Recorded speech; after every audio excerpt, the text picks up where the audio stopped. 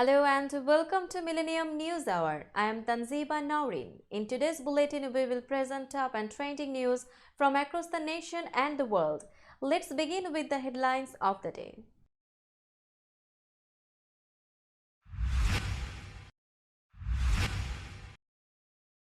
Trump indictment, US going to hell, says ex-president.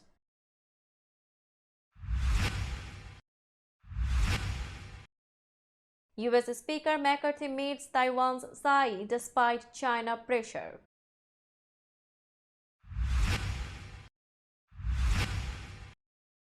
Pre-dawn Missouri tornado kills at least 5, souls destruction.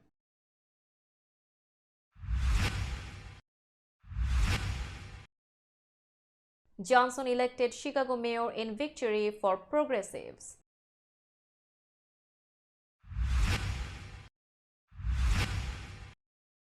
Biden says tech companies must ensure AI products are safe.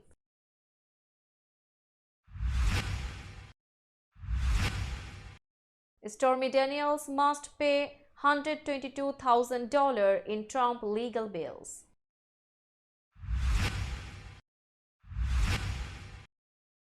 Biden to visit Ireland, mark Good Friday Accord anniversary.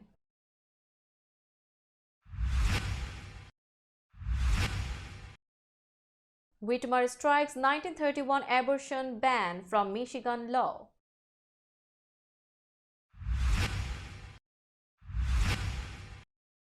US flies nuclear-capable bombers as tensions soar with North Korea.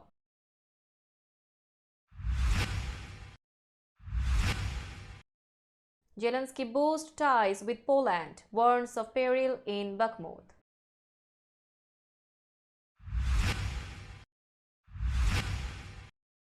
Israeli police raid Al-Aqsa Mosque, rockets fired from Gaza.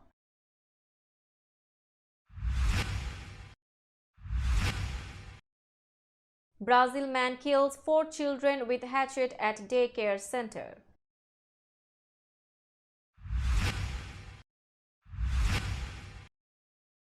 In final speech, Ardern reflects on leading New Zealand.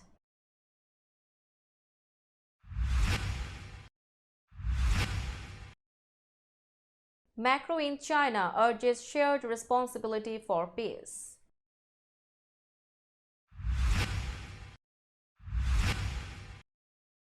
Iowa to hold women's basketball campus celebration April 14.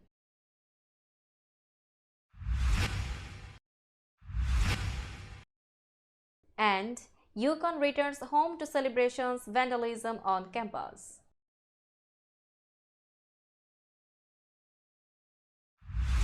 You were listening to headlines, now news in detail. The US is going to hell, Donald Trump has said in a defiant address after pleading not guilty to falsifying business records to hide damaging information ahead of the 2016 election. The former president was charged with 34 counts in a Manhattan court in New York on Tuesday. These relate to a hush money payment to porn star Stormy Daniels, who says they had an affair. Mr. Trump is the first US president in history to face a criminal trial.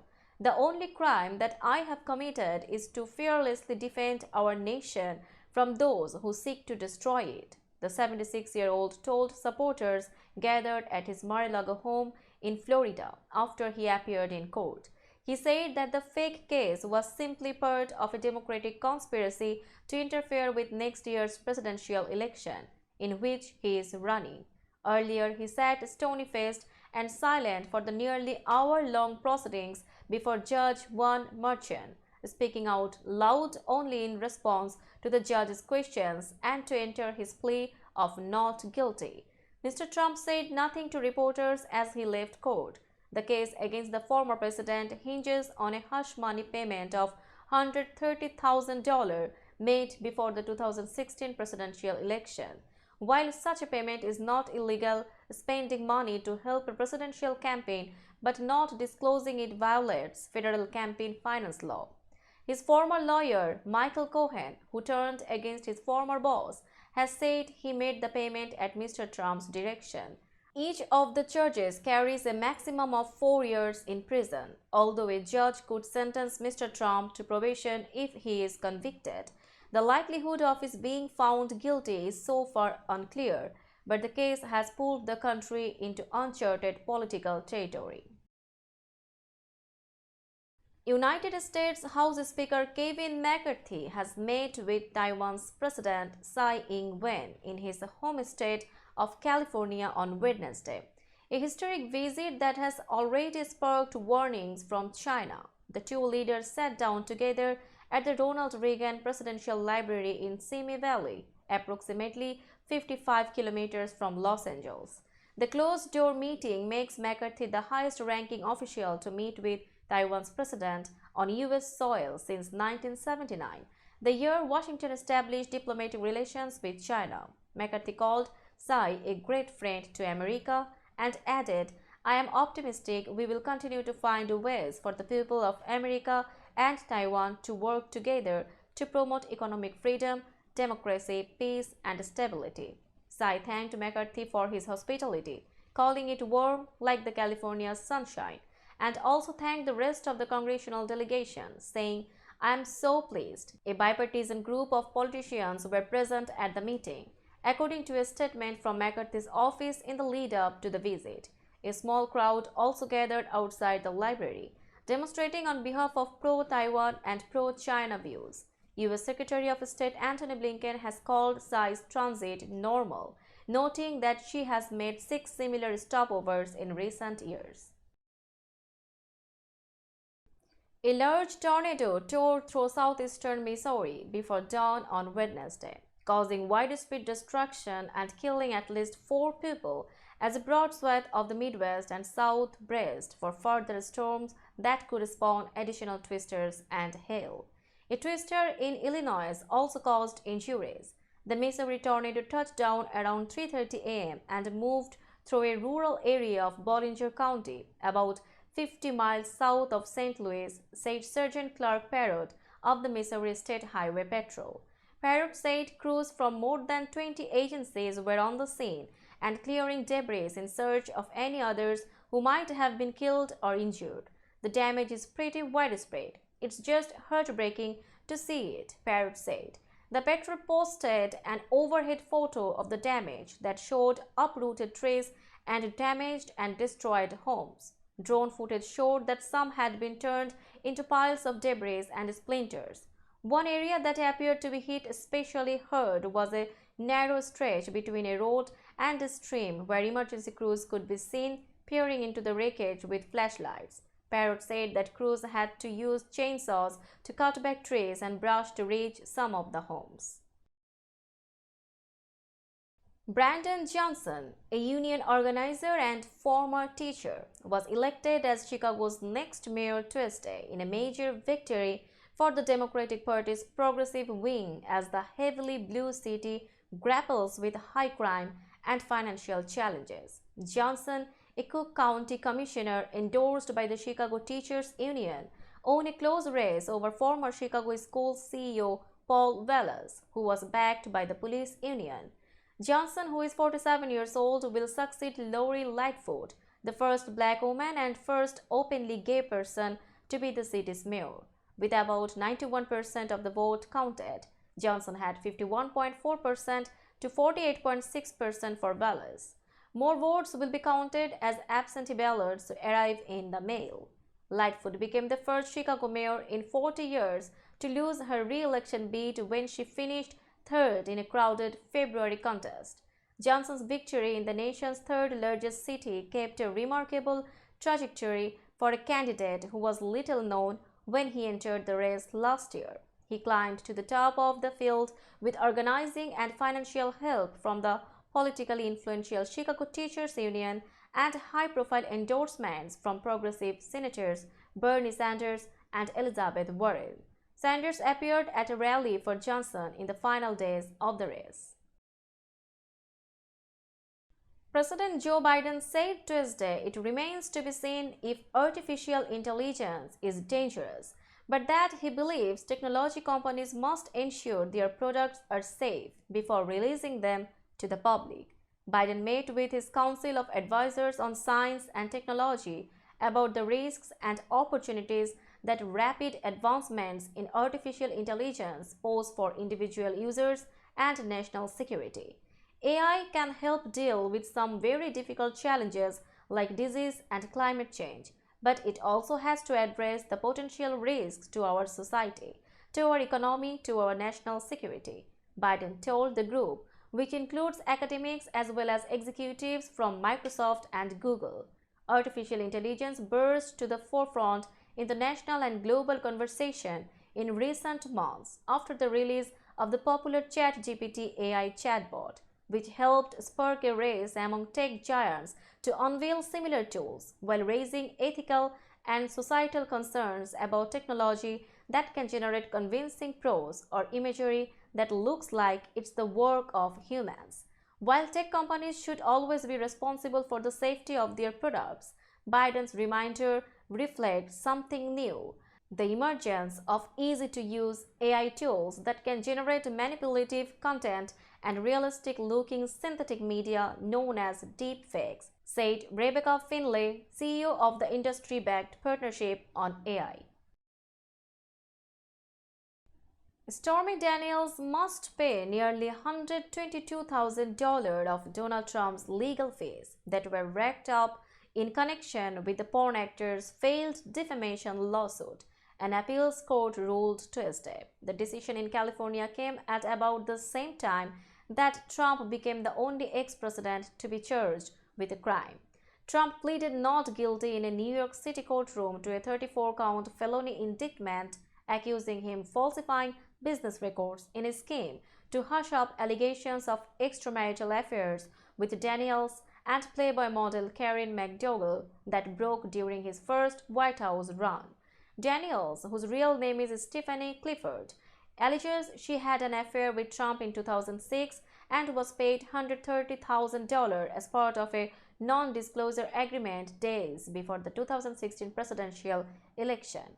She sued him for defamation after he dismissed her claims of being threatened to keep quiet about the tryst as a total con job. A judge threw out the case in 2018. On Tuesday, a commissioner for the Ninth U.S. Circuit Court of Appeals ruled that Trump's attorneys reasonably spent more than 183 hours on an appeal of the case, but denied a request for another $5,150 in other fees because it wasn't itemized. In all, Daniels has been ordered to pay more than $600,000 in Trump's legal fees, tweeted Hermit Dillon, one of his attorneys in the case. That includes some $300,000 in attorney's fees that Daniels previously was ordered to pay. President Joe Biden will travel to the United Kingdom and Ireland next week, in part to help mark the 25th anniversary of the Good Friday Accord, a U.S. brokered agreement that helped end decades of deadly sectarian violence in Northern Ireland. Biden will first visit Belfast, Northern Ireland, which is part of the UK, from April 11 to 12 to mark progress since the Belfast Good Friday Agreement was signed a quarter-century ago and to underscore U.S. readiness to support Northern Ireland's economic potential, the White House said. Biden will then spend April 12 to 14 in the Republic of Ireland, holding engagements in Dublin, County Louth and County Mayo, where he will deliver an address celebrating the deep historic ties between the United States and Ireland, the White House said. The president will address Ireland's version of Parliament on April 13 and attend a festival in County Mayo on April 14, where he could also deliver remarks, said U.S. National Security Council spokesperson John Kirby. Signed on April 10, 1998, which was Good Friday, the landmark accord helped end 3 decades of sectarian violence over the issue of Northern Ireland uniting with Ireland or remaining in the United Kingdom.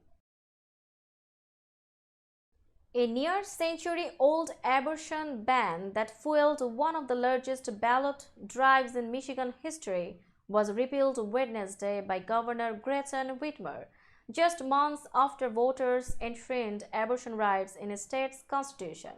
Today, we are going to take action to make sure that our statutes and our laws reflect our values and our constitution, Whitmer said at a bill signing outside of Detroit. The 1931 abortion ban, which made it a 4-year felony to assist in an abortion, had long been dormant before the U.S. Supreme Court overturned Roe v. Wade in June. Courts blocked the ban from taking effect while a citizen-led initiative to ensure abortion rights in the state's constitution received more signatures than any other ballot proposal in state history.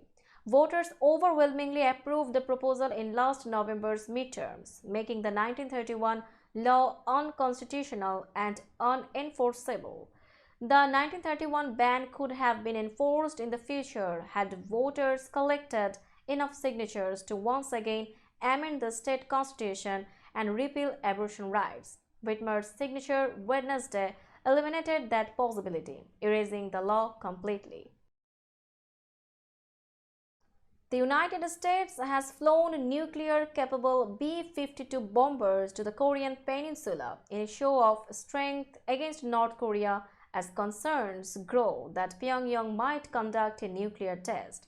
The long-range bombers took part in joint aerial drills with US and South Korean fighter jets over the Korean peninsula, South Korea's Ministry of National Defense said. Wednesday's deployment was the first of US B-52 bombers to the peninsula in a month. The drills show the strong resolve of the South Korea-US alliance and its perfect readiness to respond to any provocation by North Korea swiftly and overwhelmingly. Lieutenant General Park Ha-sik, commander of the South Korean Air Force Operation Command, said in a statement. The South Korean and US militaries have been expanding their combined military drills in response to North Korea's nuclear and missile threats. Last month, the allies conducted their biggest field exercises in 5 years as well as computer simulations for command post training. The US also sent the nuclear-powered USS Nimitz aircraft carrier for naval training with South Korea last week and US-South Korea-Japan anti-submarine drills this week. Now it's time for global updates.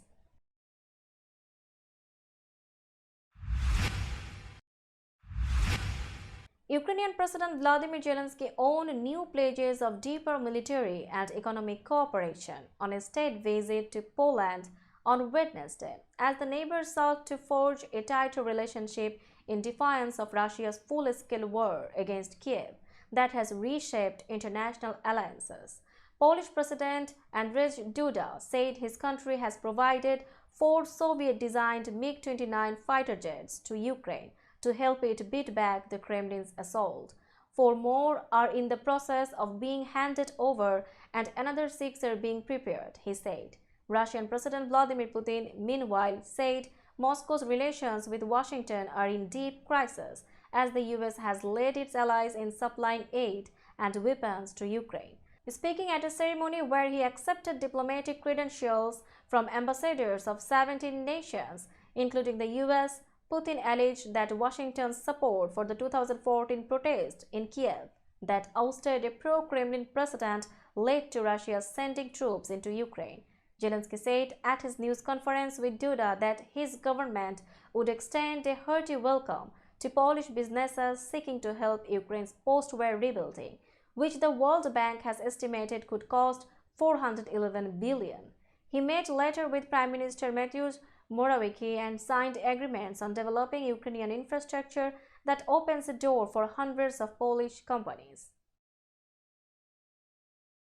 Israeli police raided Jerusalem's Al-Aqsa Mosque before dawn on Wednesday to try to clear groups it said were barricaded inside, leading to clashes with worshippers and triggering an exchange of cross-border fire with Gaza.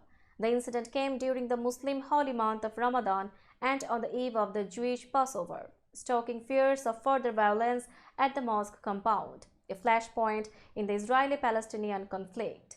Palestinian militants fired at least 9 rockets from Gaza into Israel, prompting airstrikes from Israel which hit what it said were weapon production sites for the Islamist group Hamas, which controls the blockaded coastal enclave. Hamas did not claim responsibility for the rocket attacks but said they were a response to the raid on Al-Aqsa, where clashes in 2021 set off a 10-day war with Gaza. Ground-shaking explosions from the airstrikes rocked Gaza. Witnesses said Israeli tanks also shelled Hamas positions. The Al-Aqsa compound in Jerusalem's Old City is Islam's third holiest site, and tens of thousands come to pray there during Ramadan. It is also Judaism's most sacred site, revered as Temple Mount, a vestige of the two biblical Jewish temples. The Palestinian Red Crescent said 12 Palestinians had sustained injuries during the raid, including from rubber-tipped bullets and beatings in clashes with police. It said Israeli forces had prevented its medics from reaching the area. A man with a hatchet jumped over a wall and invaded a daycare center Wednesday in Brazil, killing 4 children and wounding at least 5 others, authorities said. The assailant turned himself in at a police station and did not appear to have any connection with the center, which offers nursery services, preschool education, and after-school activities. The dead were between the ages of 5 and 7, authorities said. Authorities were searching for a motive. The police detective leading the investigation, Ronnie Staves, told television reporters in Millennium, a city in southern Brazil near the Atlantic coast. Images broadcast on networks showed weeping parents outside the private daycare center called Cantinho do Bom Pastor. The attack took place on the center's playground, according to the local affiliate of television network Globo. NSC, the affiliate, showed a photo of the suspect with a closely shaved head. Police have yet to confirm his identity. Blumenau's Mayor Mario Hildebrand suspended classes and said he will declare a 30-day mourning period. The state government said in a statement that rumors circulating on social media of other potential attacks were false. The mayor said 5 wounded children were taken to hospitals. One was in serious condition. In her final speech to New Zealand's Parliament on Wednesday, Jacinda Ardern described in emotional terms how she had navigated a pandemic and a mass shooting during her tumultuous 5-year tenure as Prime Minister. She also told humorous anecdotes like how a European leader so admired the striking hair of Ardern's Chief of Staff that he fluffed it like a hairdresser, which she joked had helped secure a free trade deal, and how her mother once sent her an uplifting, if somewhat grandiose, message: remember, even Jesus had people who didn't like him. On a more serious note, she urged lawmakers to take the politics out of climate change. There will always be policy differences, Ardern said during her valedictory address, wearing a traditional Maori cloak called a karwai. But beneath that, we have what we need to make the progress we must. When Ardern finished speaking after about 35 minutes, she was greeted with a standing ovation by lawmakers from across the political spectrum and rousing renditions of several indigenous Maori songs. A global icon of the left and an inspiration to women around the world, Ardern in January stepped down as Prime Minister, saying, "I no longer have enough in the tank to do it justice. It is that simple." But she stayed on as a lawmaker until April to avoid triggering a special election ahead of the nation's general elections in October. French President Emmanuel Macron said Wednesday he wants to engage China toward a shared responsibility for peace in Ukraine when he meets Chinese leader Xi Jinping this week. French officials said earlier that Macron planned to urge Xi in talks Thursday to use Beijing's influence with Russian President Vladimir Putin, but didn't expect a big shift in the Chinese position. Macron is to be accompanied by European Commission President Ursula von der Leyen in a show of European unity in dealings with Beijing. Xi and Putin declared their governments had a no-limits friendship before Moscow's February 2022 attack on Ukraine. Beijing has refused to criticize the Kremlin but has tried to appear neutral and has called for a ceasefire and peace talks. In a speech to French residents of China, Macron said he would try to build and somehow engage China toward a shared responsibility for peace and stability on international issues, including Ukraine, Iran, and North Korea. Macron expressed hope China will participate in initiatives that are useful to the Ukrainian people. Dialogue with China is indispensable, Macron said during the event at the French embassy. Xi's government sees Russia as a source of energy and as a partner in opposing what both say is US domination of global affairs. Now it's time for business news.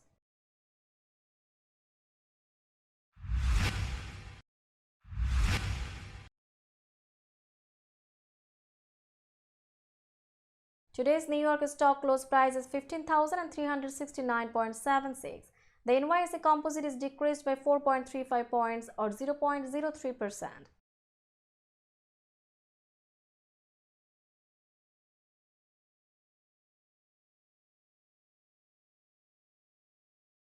Tokyo stock close price is 27,813.26.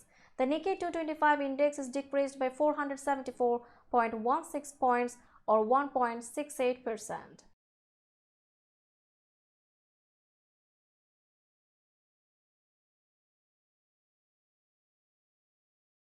Shanghai stock close price is 3,312.5578. The Shanghai Composite Index is increased by 16.16 points or 0.49%.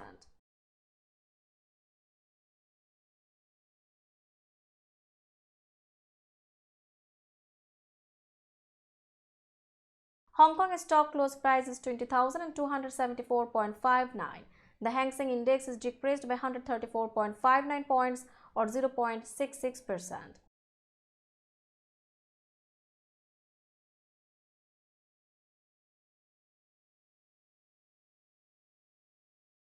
Bombay stock close price is 59,689.31. The Sensex Index is increased by 582.87 points or 0.99%. Let's have a look on today's sports stories.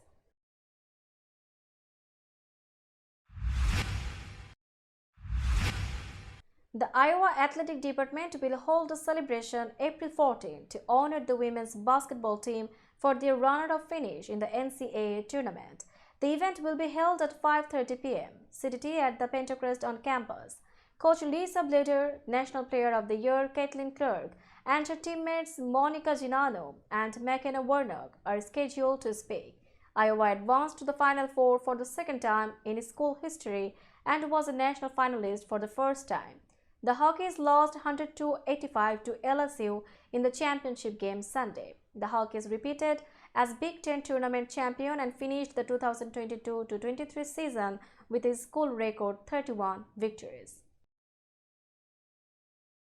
UConn coach Dan Hurley let the moment envelop him Tuesday on the 40-mile ride from Bradley International Airport back to campus, watching the fans who hung signs from highway overpasses and lined the streets leading into stores. More than 7,000 people gathered inside Gamble Pavilion, Connecticut's home arena, to greet the team Tuesday afternoon with raucous cheers and standing ovations in a celebration of Monday's win over San Diego State.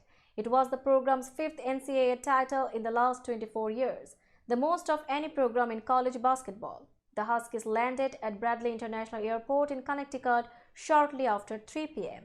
and were given a police escort for the trip east to the campus. Students began lining up outside Campbell Pavilion at about the same time and waited for about 2.5 hours for the team to arrive.